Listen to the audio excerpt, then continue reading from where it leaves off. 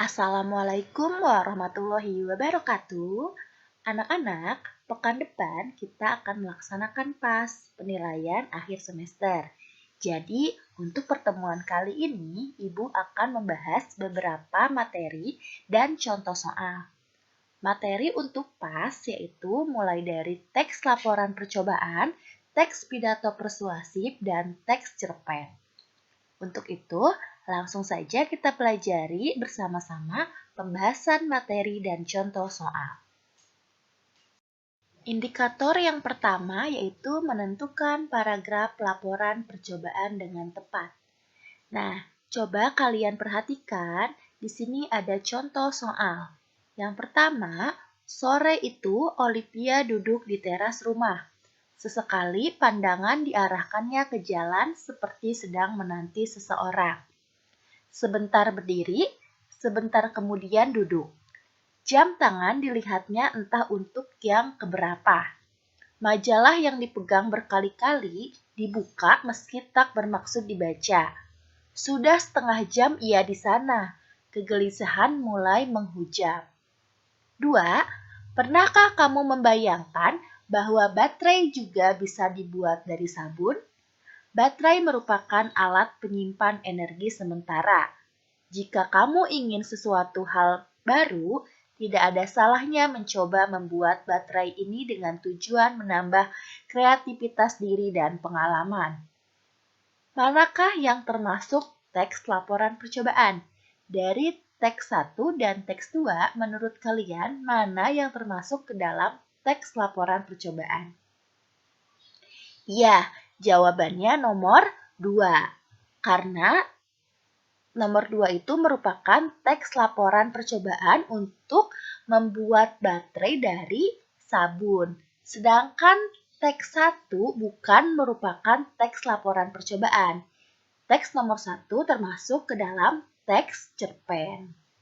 Jadi jawabannya teks 2 merupakan teks laporan percobaan. Indikator menentukan konjungsi yang digunakan pada teks laporan percobaan dengan tepat. Contoh soal, buatlah sketsa gambar terlebih dahulu pada kertas dengan menggunakan jangka dengan diameter 8 cm. Kemudian gunting sesuai pola jangka tersebut. Kata penghubung atau konjungsi yang digunakan dalam kalimat tersebut yaitu, nah, menurut kalian, mana nih kata penghubung yang digunakan dalam kalimat tersebut? Kata hubung atau konjungsi adalah kata yang dapat menghubungkan satu kalimat dengan kalimat lain sehingga menjadi kalimat yang padu atau kalimat yang nyambung. Kira-kira yang mana nih? Ya, kata penghubung atau konjungsi yang digunakan dalam kalimat tersebut yaitu kemudian. Nah, konjungsi itu banyak sekali jenisnya. Ibu sudah pernah memberikan materi mengenai kata tugas. Silahkan kalian pelajari kembali materi kata tugas. Di situ sudah Ibu jelaskan beberapa macam konjungsi. Jadi silahkan kalian baca kembali materi tersebut. Indikator selanjutnya yaitu melengkapi kalimat rumpang dengan kata bentukan dengan tepat. Kata bentukan adalah kata dasar yang mendapat imbuhan, baik awalan ataupun akhiran. Coba kalian perhatikan, di sini ada huruf K, T, S, dan P. Jika keempat huruf ini ditambah dengan imbuhan me, huruf awalnya akan luluh atau hilang. Jadi, jika huruf K, T, S, P ditambah imbuhan me atau awalan me, huruf awal akan luluh atau hilang. Contoh, sapu ditambah imbuhan me jadi menyapu, bukan mesapu. Jadi S-nya hilang berubah menjadi menyapu. Pesona ditambah imbuhan me menjadi memesona, bukan mempesona. Jadi P-nya hilang. Konsumsi ditambah imbuhan me menjadi mengonsumsi, bukan mengkonsumsi. K-nya hilang.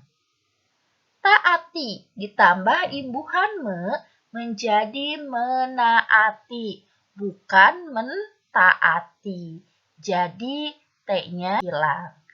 Nah, yang harus kalian ingat, huruf K, T, S, P, jika ditambah imbuhan huruf awalnya akan luluh atau hilang. Indikator dapat menentukan sudut pandang dengan tepat. Di sini ada pertanyaan, tentukan sudut pandang yang digunakan dalam cerpen di atas. Cerpen 1, sesampainya di tempat tujuan, mereka membeli tiket dan memasuki kawasan tersebut. Angin di pagi hari dan udara yang begitu sejuk dengan menemani kedua insan Tuhan yang berjalan-jalan di atas pasir pantai ini. Aisyah, kita beli minuman dulu yuk, ajak Aurel yang tengah kehausan. Boleh, terang Aisyah. Ketika hendak membeli minum, mereka berdua lewat di depan gerombolan geng yang jauh dari norma agama. Ketuanya walaupun berparas elok, ia memakai anting dan beberapa tindik di bibir dan hidungnya. Nah, cerpen 1, gaya bercerita menggunakan kata mereka dan menggunakan nama orang. Jadi, cerpen 1 menggunakan sudut pandang orang ketiga. Cerpen 2, aku tak mampu terpejam tanpa mengingat wajahnya yang secerah matahari terbit. Mataku menerawang menatap birunya langit. Tidak juga bisa kulupakan senyumnya yang seindah mawar mekar, lanjutku. Aku berakting seolah sedang membaca sesuatu di tanganku. Pandangan matanya jernih membuatku menemukan kedamaian. Berkilau seolah embun yang tersiram sinar mentari. Kubuat jeda sesaat dengan menarik napas. Nah, cerpen 2 gaya berceritanya menggunakan kata aku.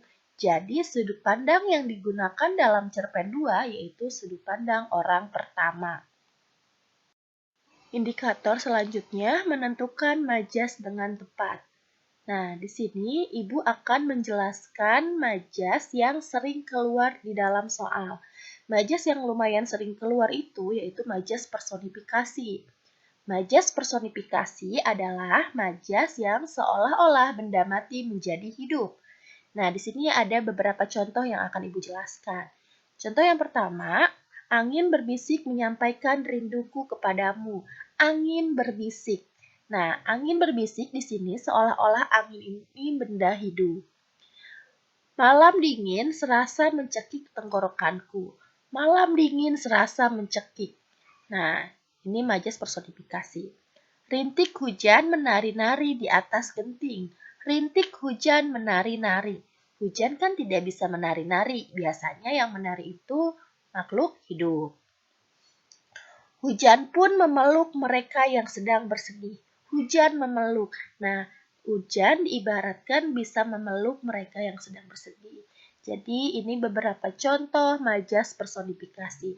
Majas personifikasi adalah majas yang seolah-olah benda mati menjadi hidup. Sebetulnya majas ini ada banyak, silahkan kalian baca kembali materi yang pernah Ibu berikan. Tapi di sini Ibu hanya menjelaskan mengenai majas personifikasi. Indikator nilai yang terkandung dalam teks cerpen dengan tepat.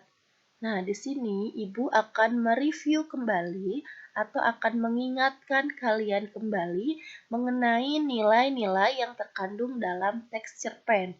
Nah, di sini ada beberapa nilai, ada nilai moral, ada nilai sosial, ada nilai budaya, nilai religi, dan nilai politik.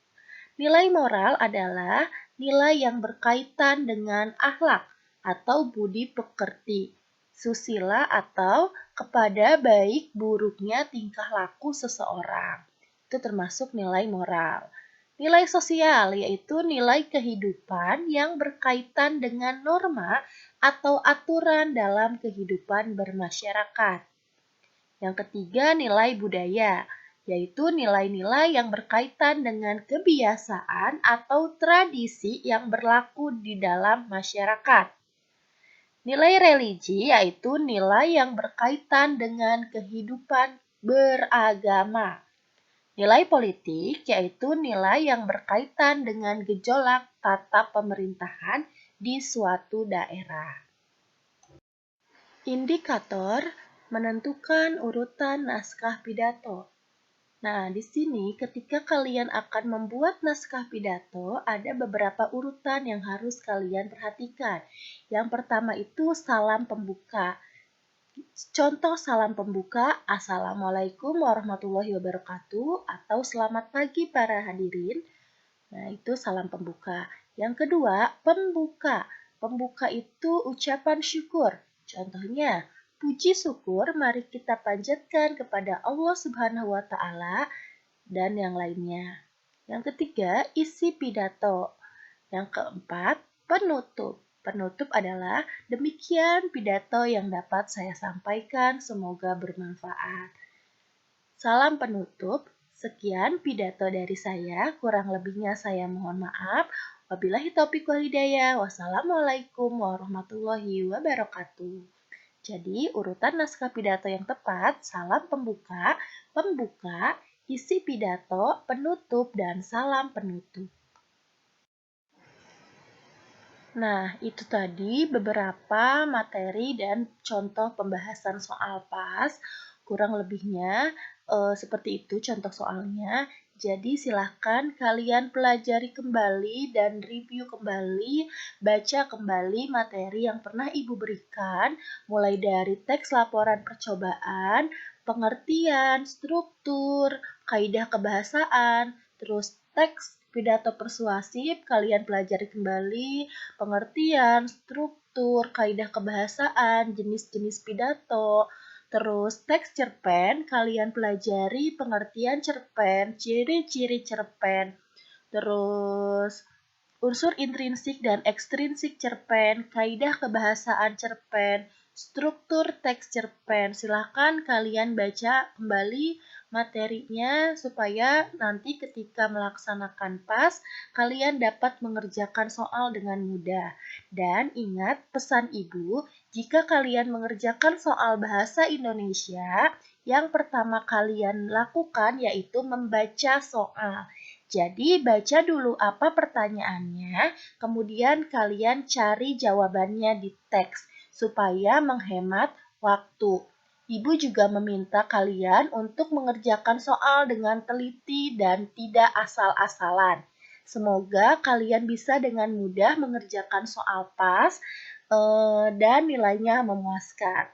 Terima kasih, cukup sekian dari Ibu. Kurang lebihnya Ibu mohon maaf. Billahi taufiq wal hidayah. Wassalamualaikum warahmatullahi wabarakatuh.